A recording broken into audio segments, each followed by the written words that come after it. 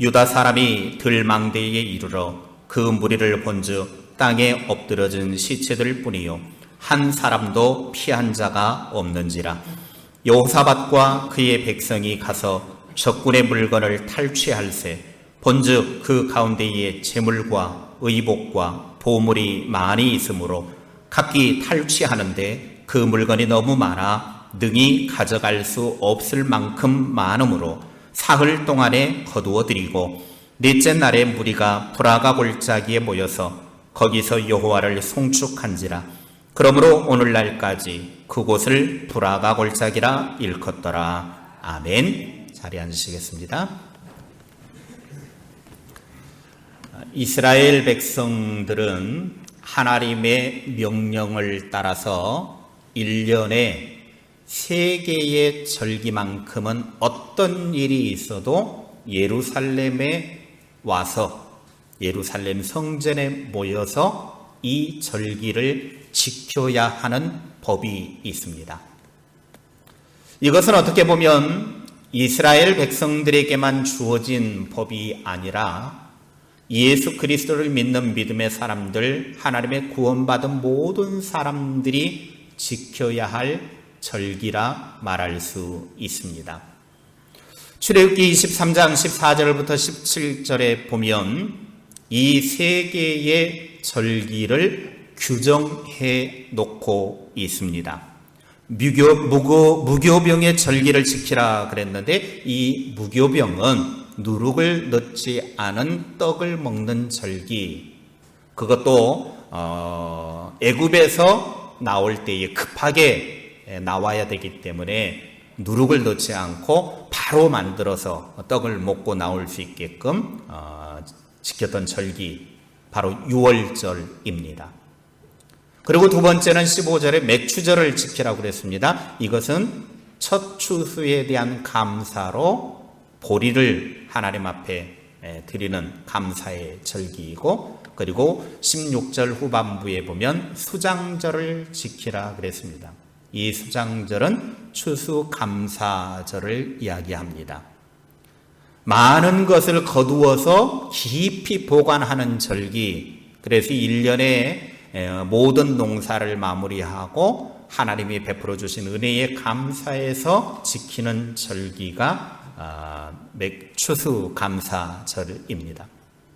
그래서 이스라엘 백성들은 이 3개의 절기, 유월절, 하나님이 애굽에 400년 동안 종살이할 때 그곳에서 구원해 주심에 감사하는 절기라 말할 수 있습니다. 그리고 마지막 10번째 재앙을 애굽에 내릴 때에 그 애굽의 재앙, 장자의 죽음을 피할 수 있는 방법은 어린 양을 잡아서 그 어린 양의 피를 집 문설주 좌우에 바를 때 사는 것이었습니다. 이때 이 어린 양을 잡아서 그 피를 바른 집은 죽음의 사자가 그 표시를 보고 지나가서 장자가 죽지 않고 구원함을 받았습니다. 이때 죽은 어린 양은 신약의 예수 그리스도를 상징합니다. 예수 그리스도는 우리를 죄에서 해방시켜 주셨다라는 것입니다.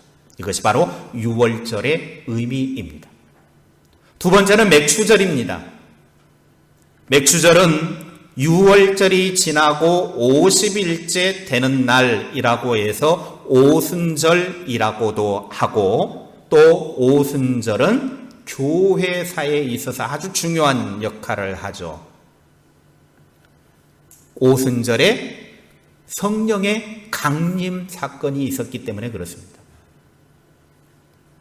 이 맥추절은 하나님이 한 해를 살아가는 동안 그 딱 절반 중간에 보리를 추수하게 하셨고, 그 첫 보리 추수에 대해 감사하는 마음으로 첫 열매 주신 것에 대해 감사해서 하나님께 드리는 감사의 절기, 이게 바로 맥추절입니다. 이 시대는 이제 뭐 하우스에서도 나오고 뭐 어디에서도 나오고 뭐 하니까 사시사철 아무 때나 먹을 수 있는 것들이 풍족하지만 옛날에는 그런 일들이 딱 그 계절에 맞추어서 모든 것을 거둘 수 있었습니다. 특별히 유대인들은 겨울이 지나고 나면 아무것도 얻을 수 없고 이제 봄이 되어야 추수를 이제 뿌리고 그 다음에 중간쯤 되어졌을 때 그때 보리를 추수를 하고 난 다음에 하나님 앞에 드리는 절기로 그렇게 지켰던 것입니다. 결국 맥주절은 첫 열매를 하나님께 드리면서 감사하는 마음으로 드리는 절기, 그리고 추수감사절은 1년에 결산하며 감사하는 절기라 말할 수 있습니다. 오늘은 이 세 개 반드시 지켜야 될 절기 중에 맥주감사절입니다. 히브리어 원어를 보면 이 맥주감사절의 의미를 우리들에게 아주 정확하게 설명을 해 주는데 하카츠르라고 맥주감사절을 표현을 합니다. 하카츠르 이 단어의 의미는 뭐냐면 거두어서 수확하는 절기라는 뜻을 가지고 있습니다. 맥주절은 한 해의 중간에서 보리 추수를 하고 난 다음에 이것을 주신 것에 대한 하나님이 우리의 삶에 이러한 먹을 것을 주셨다.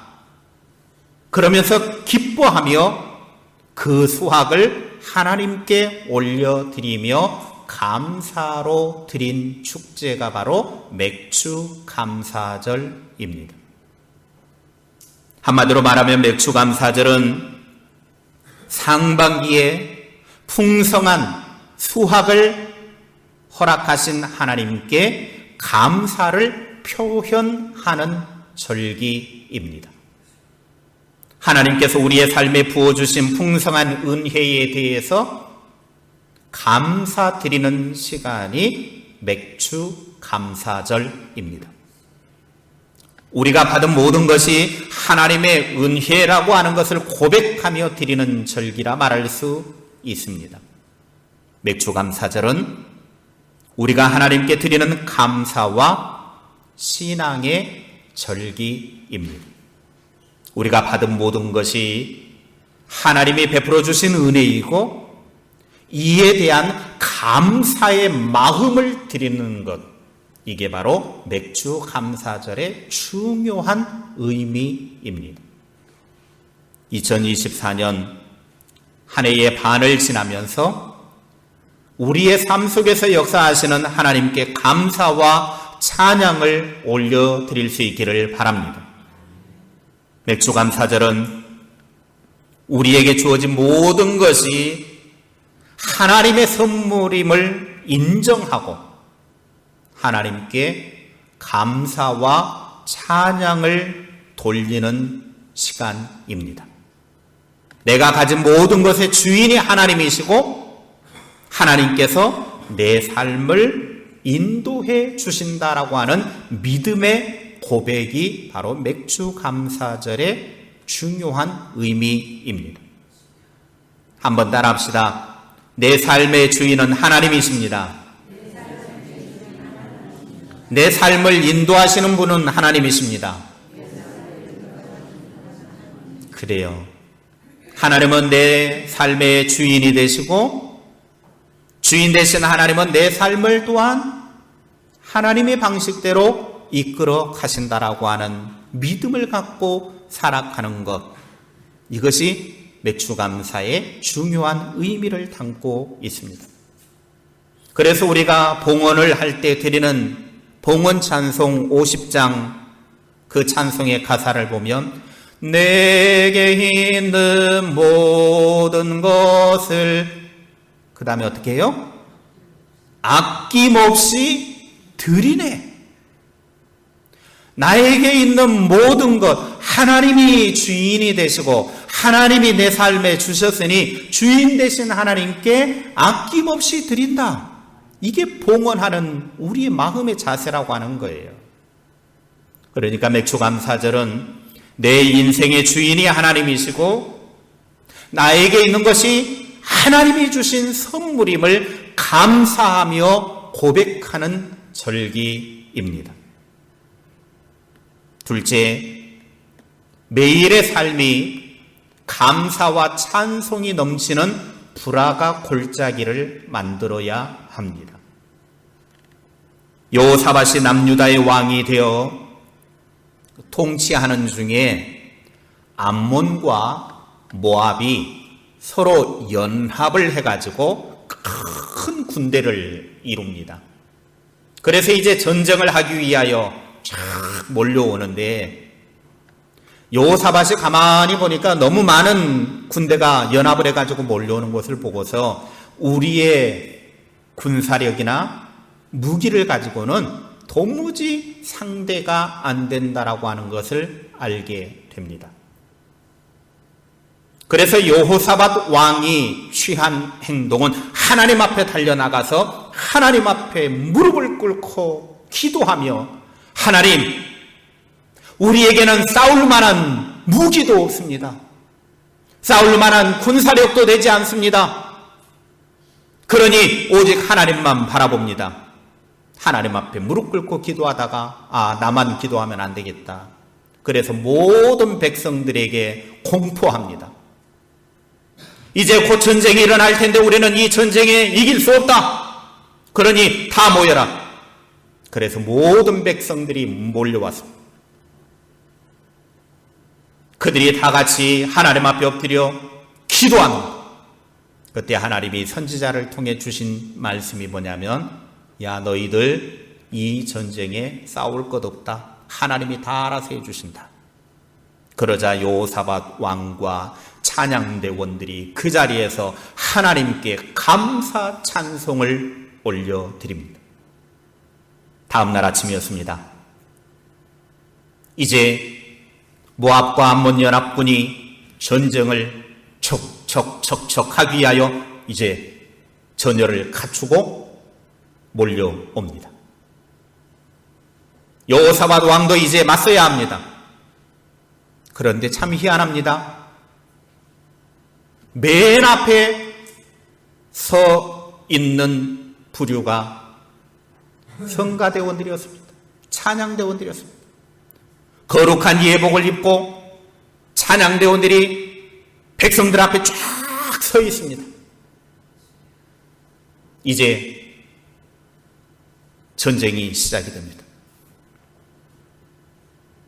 그런데 놀라운 사실은 전쟁이 시작이 되자마자 맨 앞에 서 있던 찬양대원들이 여호와께 감사하세 그의 인자하심이 영원하도다 찬양을 부르기 시작을 했습니다. 하나님께 감사하세 그의 인자하심이 영원하도다 찬양을 부르기 시작하니까 하나님이 적군을 치기 시작하는데 이스라엘 백성들은 손 하나 대지 않고 모든 적군을 하나님이 다 물리쳐 주셨습니다. 연합군은 완전하게 패배했고 유다에게는 큰 승리가 주어졌습니다. 24절의 말씀에 보면 암몬 연합군은 한 사람도 살아남지 못하고 다 죽었다라고 표현을 하고 있습니다. 여호사밧과 백성들은 이제 이 전쟁의 승리를 하고 적군의 물건을 이제 전리품으로 탈취를 하기 시작하는데 재물과 의복과 보물들이 얼마나 많은지 3일 동안이나 거두어들이고 또 거두어들여도 다 거두지 못할 정도로 그렇게 풍성한 수확을 하게 되었습니다. 그래서 나흘째 되는 날 여호사밧 왕과 백성들이 한 골짜기에 가서 하나님을 향하여 감사하고 찬송하기 시작합니다. 하나님이 은혜를 베풀어 주셔서 우리에게 전쟁의 승리를 주셨고 이러한 풍성한 전리품을 주셨다 하나님을 향하여 감사하고 찬송했습니다. 그래서 그 골짜기의 이름을 브라가 골짜기라고 했습니다. 브라가 골짜기는 감사의 골짜기, 찬송의 골짜기라는 뜻입니다. 맥주 감사절에 무슨 뜬금없는 말을 하냐고요? 우리가 앞에서 나누었던 맥주 감사절의 의미를 한번 생각해 보시기 바랍니다. 맥주 감사절은 내 인생의 주인이 하나님이시고 내게 있는 모든 것이 하나님이 주신 선물임을 감사하는 절기라 그랬습니다. 다시 한번 고백합시다. 맥주 감사절은 내 인생의 주인이 하나님이시고 내게 있는 모든 것이 하나님이 주신 선물입니다.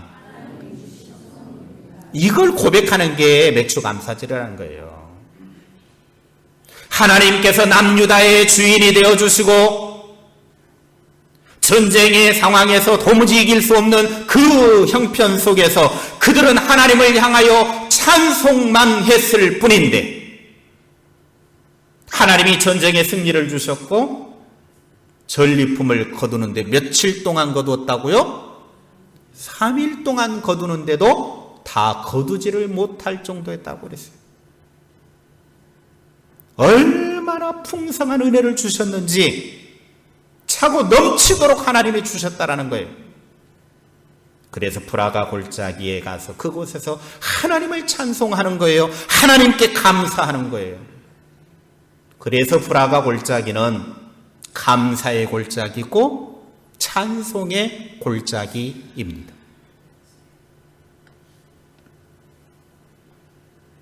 유다 백성들은 그 골짜기에서 하나님이 베풀어 주신 은혜, 하나님이 전쟁에 승리를 주시고 풍성한 전리품으로 수확을 주신 것에 대해 감사드렸습니다. 그래서 21절의 말씀에 보면 이렇게 되어져 있습니다. 함께 읽겠습니다. 시작. 백성과 더불어 의논하고 노래하는 자들을 택하여 거룩한 예복을 입히고 군대 앞에서 행진하며 여호와를 찬송하여 이르기를 여호와께 감사하세 그의 인자하심이 영원하도다 하게 하였더니 아멘. 전쟁터에 나가는데 맨 앞에 군사를 동원하고 무기를 동원하고 갑옷을 입고 나가는 것이 아니라 노래하는 자들, 찬양하는 자들을 뽑아서 거룩한 예복을 입히고 다른 거 할 거 없다. 여호와를 찬송해라. 여호와 하나님께 감사해라. 하나님의 인자하심이 영원하다고 찬양해라. 하나님의 은혜를 찬양했더니 하나님이 승리를 주셨다라는 거예요.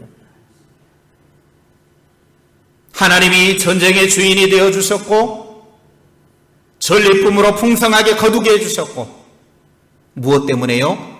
찬송하고 감사했더니 주시더라는 거예요.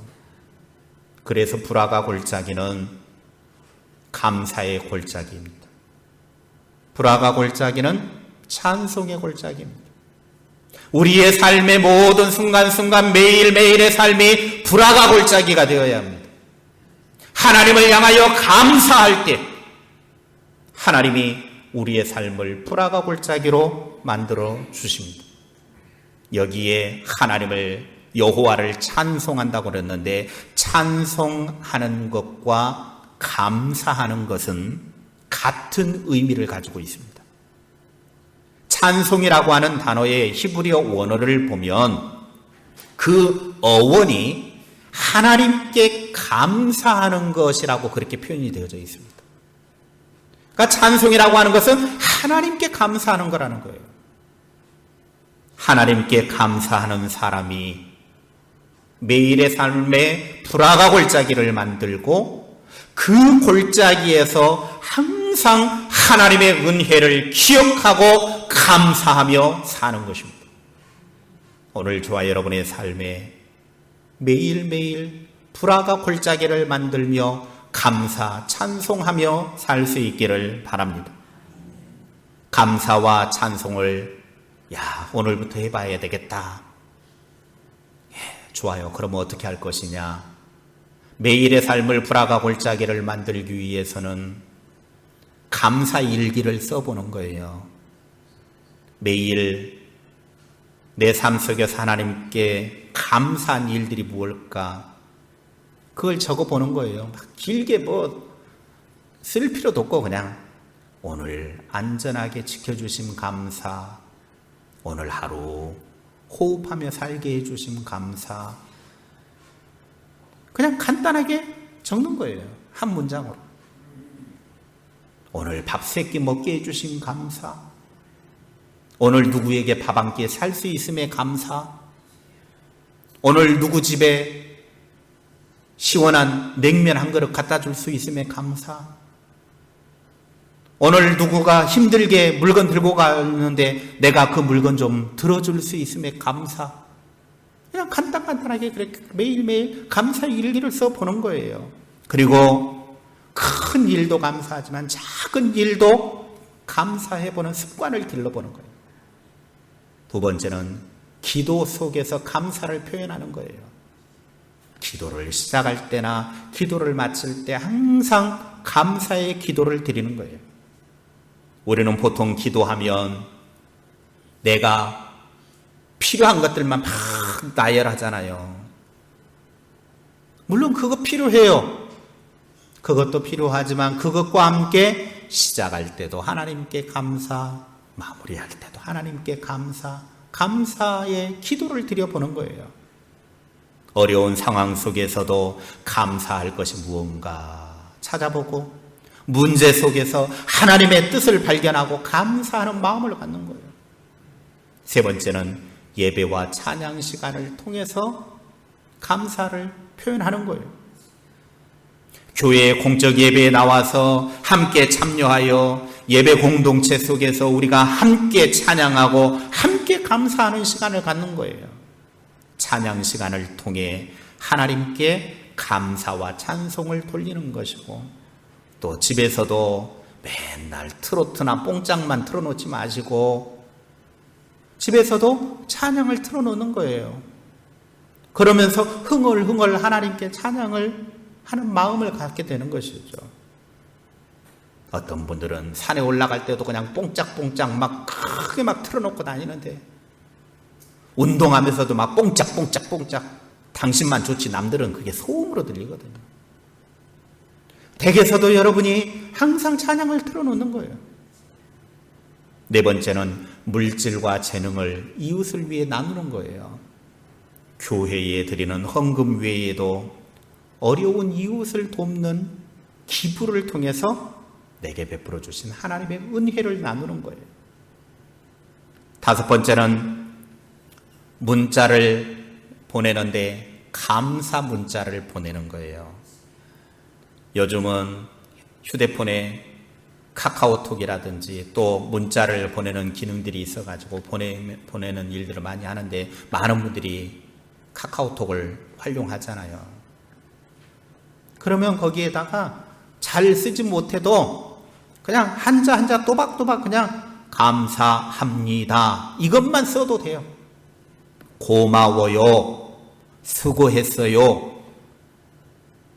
그거 쓰는데 1분이 걸리든 2분이 걸리든 지웠다 다시 쓰고 아이고 빗나갔네, 그래도 괜찮아요. 상대방은 대충 다 알아먹어요. 보내놓으면, 이상한 외계어만 안 써놓으면. 카카오톡을 이용해서 또 문자를 보낼 때 수고했다고 감사하다고 표현을 해보는 거예요. 그러면 처음에 할 때는 쑥스럽기도 하고 좀 그러지만 그것이 하루 이틀 쌓이고 되다 보면 그 다음에는 감사가 습관화가 되는 것이죠. 여섯 번째는 하루를 감사로 마무리하는 것입니다. 많은 시간 가질 필요도 없어요. 하루의 끝자락에 하루의 모든 일과를 마치고 이제 잠자리에 드는 그 시간에 잠깐 오늘 하루에 감사한 일들을 되새겨 보는 거예요. 많은 시간을 되새길 필요도 없어요. 그저 조용히 하나님 앞에 오늘 하루 감사한 일들이 무엇이었는가 생각하고 하나님의 베풀어 주신 은혜를 묵상하고 감사의 마음을 가지는 거예요. 이런 식으로 하나님 앞에 감사의 삶을 쌓아가기 시작하면 우리의 매일의 삶이 불화가 골짜기가 될 수 있습니다. 중요한 것은 작은 것부터 꾸준하게 실천하는 게 중요해요. 내 삶 속에서 하나님이 베풀어 주신 그 은혜 실천하는 거예요. 하나님께서 우리에게 베풀어 주신 은혜를 생각해 보면 은혜는 셀 수 없이 많아요. 우리가 감사하지 못하는 이유는 다른 거 없어요. 감사할 이유가 없기 때문에 감사하지 못하는 것이 아니라 하나님이 베풀어 주신 은혜를 깨닫는 마음이 없기 때문에 감사하지 못하는 거예요. 하나님이 나에게 베풀어 주신 은혜를 깨닫기 시작하면 모든 것에 감사할 수가 있어요. 그래서 데살로니가 전서에 항상 기뻐하라, 쉬지 말고 기도하라, 범사에 뭐하라? 감사하라. 범사에 감사하라고 하는 말은 모든 일에 감사해라. 이 모든 일이라고 하는 것은 좋지 않은 일도 모든 일에 포함이 되는 거예요. 어려움을 당한 일도 모든 일에 포함이 되는 거예요. 그런 것까지도 감사할 수 있는 은혜를 깨닫는 거예요. 하나님은 우리의 삶에 수많은 감사거리를 주셨습니다. 은혜를 깨닫는 순간 감사가 넘쳐나게 되는 것이죠. 2024년 상반기를 살아오면서 힘든 중에도 불화가 골짜기처럼 하나님의 은혜가 많이 쌓였습니다. 우리도 하나님의 은혜를 기억하며 감사합시다. 연합군과 같은 문제만 바라보면 감사할 수 없지만 문제 배후에 일하시는 하나님을 바라보는 믿음의 눈을 들면 감사할 수 있습니다. 연합군처럼 나에게는 무기도 없고 군사력도 안 된다라고 상대방에 가공할 만한 능력만 바라보면 감사할 수 없지만 하나님을 바라보면 하나님이 주신 능력으로 인하여 감사할 수 있습니다. 모든 것에 부족함이 없도록 부어주실 하나님을 기대하며 하나님께 감사하며 삽시다. 감사라고 하는 것은 그래 이제 오늘부터 감사하며 살아야지 마음으로 품는 것 대단히 좋아요. 잘하시는 겁니다. 그러나 마음으로만 감사한다고 되는 일이 아니에요. 감사는 마음으로만 하는 것이 아니라 내 입술로 감사를 표현할 때 감사가 완성이 되는 거예요. 그래서 히브리서 13장 15절에 보면 이렇게 말씀합니다. 시작. 그러므로 우리는 예수로 말미암아 항상 찬송의 제사를 하나님께 드리자. 이는 그 이름을 증언하는 입술의 열매니라. 아멘. 우리의 입술로 찬송의 제사, 감사의 제사를 드리는 것, 그것이 입술의 열매가 된다는 거예요. 하나님의 은혜에 감사함이 있으면 그 감사한 것에 대해서 감사하다 마음으로만 끝나는 것이 아니라 표현할 줄 알아야 돼. 마귀는 내 입술로 하나님께 감사할 때 가장 무서워해요. 감사하다 하면 마귀가 저 사람한테는 도무지 접근할 수가 없네. 그런데 이것도 불평이고 저것도 불평이고 이것도 문제고 저것도 문제고 아따 이놈 봐라 아주 내 밥이네 그냥 올라타가지고 계속해서 그냥 그렇게 자꾸 만들어 가요. 그러니까 더 안 좋아지는 거예요. 여러분 그렇지 않아요? 자꾸 부정적인 생각을 하게 되면 자꾸 삶이 부정적이 되지만 긍정적인 생각을 가지고 살아가면 그냥 그럴 수도 있지. 그냥 좀 여유로워지고 그러잖아요. 마귀는 항상 이렇게 감사하지 못하는 사람에게는 접근해서 그를 더 힘들게 만들지만 감사하는 사람에게는 너무 무서워해서 접근조차 안 합니다. 그래서 우리는 항상 하나님 앞에 감사해야 돼.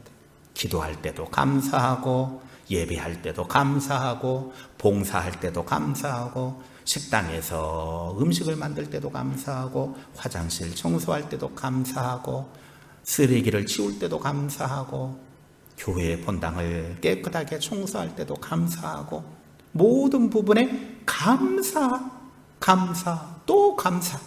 그러면 하나님은 더 큰 은혜와 복을 부어주실 줄로 믿습니다.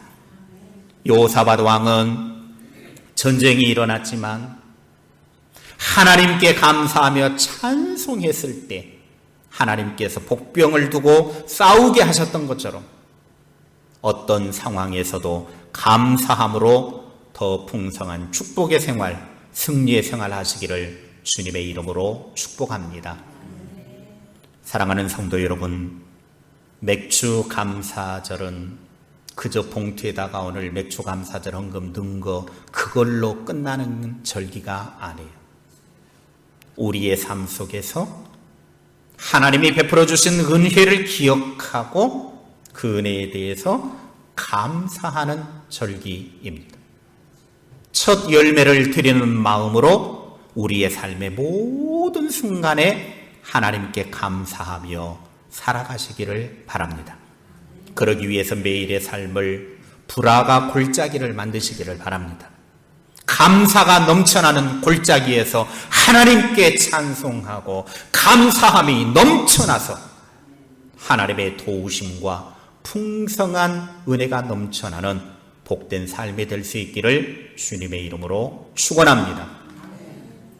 사랑과 은혜가 풍성하신 하나님 아버지, 오늘 맥주감사절을 맞아 우리가 함께 모여 예배드릴 수 있게 하심에 감사드립니다. 우리의 삶 속에서 언제나 하나님의 은혜를 기억하고 감사하는 마음을 갖게 하여 주시옵소서. 앞으로의 모든 순간에도 하나님께서 우리를 인도하시고 축복하실 것을 믿으며 믿음으로 나아가게 하여 주시옵소서. 우리의 삶 속에서 불화가 골짜기를 만들어 감사와 찬송이 넘쳐나게 하여 주시옵소서. 감사함이 넘쳐나서 하나님의 풍성한 은혜를 누리고 하나님의 도우심을 드러내며 사는 복된 삶이 되게 하옵소서. 예수님의 이름으로 기도하옵나이다. 아멘.